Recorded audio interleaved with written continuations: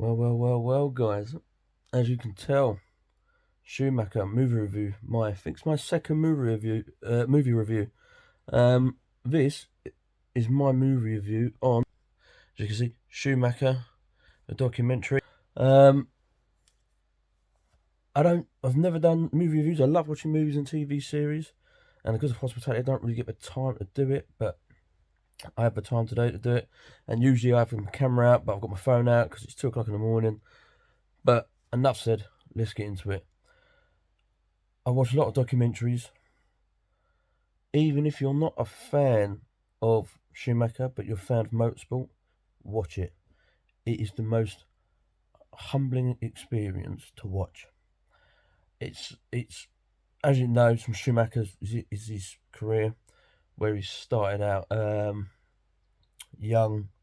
It goes his family's involved, his friends, colleagues, like the full works. It starts out with his as a kid, growing up through the go-karting world, growing up quick into Formula 3, growing up very quick. I think it was 22, 23 when he was in Formula 1 in 1991, where it all started.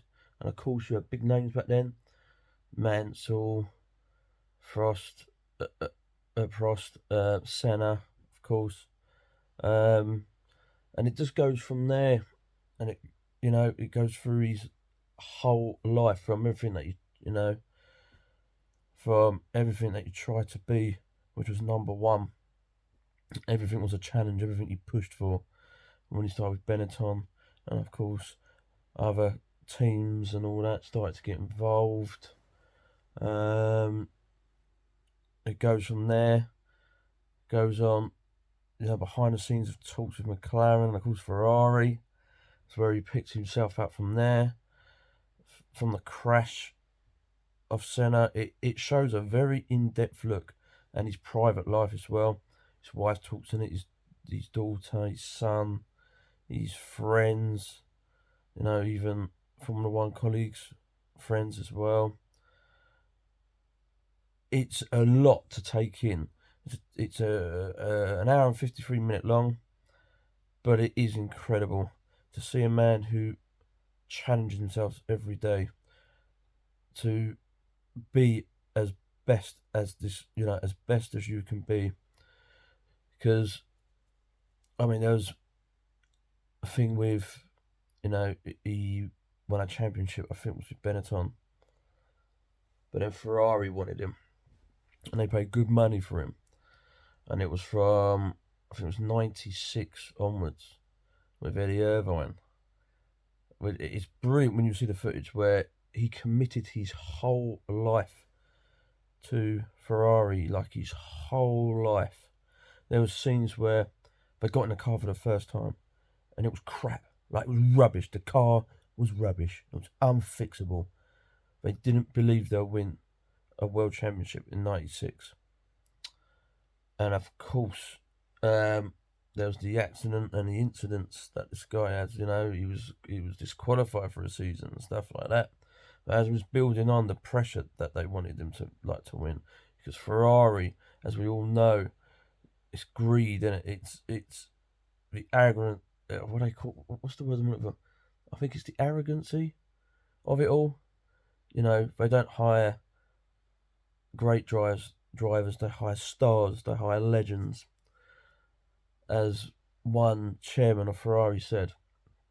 So he had so much pressure and so much of a challenge to give to Ferrari, and every time he was close, he was beaten all the time. 96, right near the end, I think it was Jacques Villeneuve was coming in. Villeneuve beat him.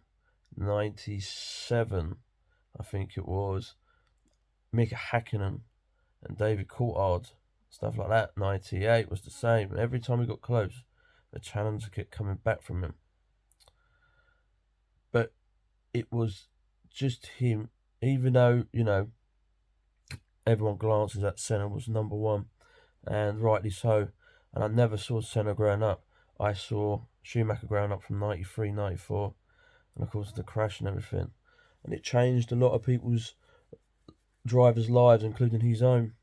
But he was my number one growing up because he had that same drive in his own skill set way. He had his own very much skill set, and he did it perfect. But of course, near the end, something always happened, and I think it was '99.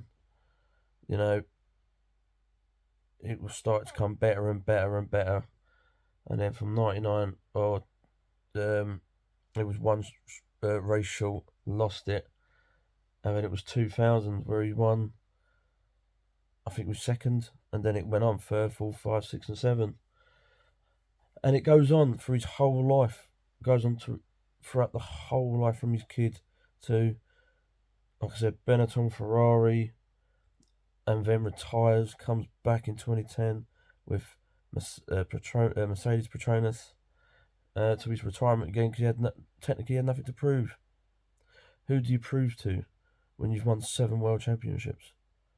Which is now, at this moment, tied with Lewis Hamilton. Who could this season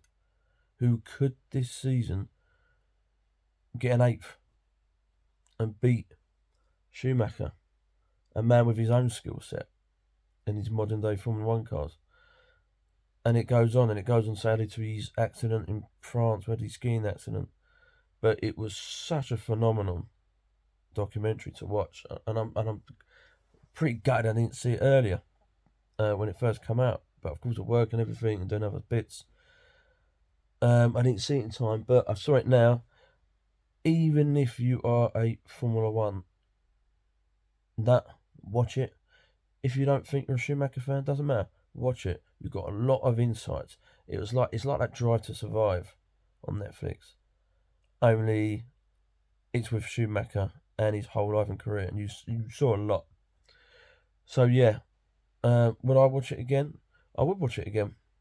If it was on telly or something, I would watch it again. Would I recommend it on DVD? Yeah, but it's on Netflix. If you've got Netflix, watch it. It's probably out on DVD. It's probably out on Blu-ray and 4K digital. Get it. I highly recommend. But yeah, what a great career this guy's had. An amazing career. So yeah, that's my movie review. Have a look. Tell me your comments. Tell me what your best bits about it, or if you haven't seen it, leave a comment, and I'll try and answer your questions as much as I can. Thank you very much as well for the 65 subscribers. Really fortunate. I appreciate you guys subscribing. If you're new to subscribe, so I'm doing a lot more movie reviews. I'm trying to do trailer reactions, and that ain't going well because it keeps blocking me off. But I'll keep going with other bits and bobs during the week for you guys. Thank you very much for watching, and I'll see you guys on the next video.